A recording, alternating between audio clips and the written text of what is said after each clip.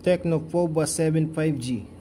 Ito naka MediaTek Dimensity 7300 no. 7300 Ultimate processor.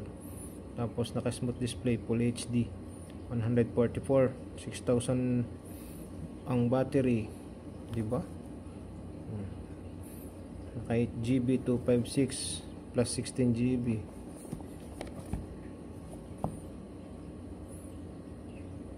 45 watts charging, 30 watts wireless, 50 clear camera.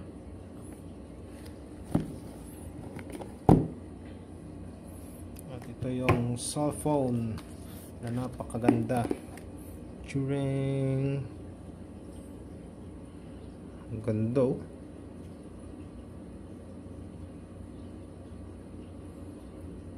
Umiilaw to eh. Pag magme-message, pag may ano, lahat ng notification yun. Ching, umiilaw, ang ganda. Umiilaw yan. Pag may nagme-message or kahit anong notification, ang ganda kalinaw. Tapos meron pang ganito. Ito yung case, hindi tinipid sa case. Para gumana itong itong magnetic wireless charger na to, kailangan itong lagyan. Yan, para sa mga gamers. Para gumana itong 5000 watts fast charging na to. Yan magnetic wireless power bank.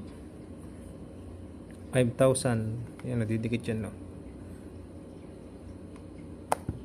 diba? Yan nakadikit na siyang ganyan. Angas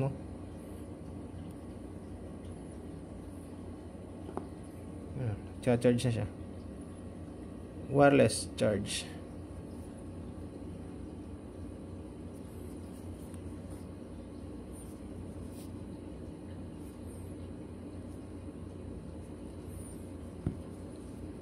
Pang gaming talaga.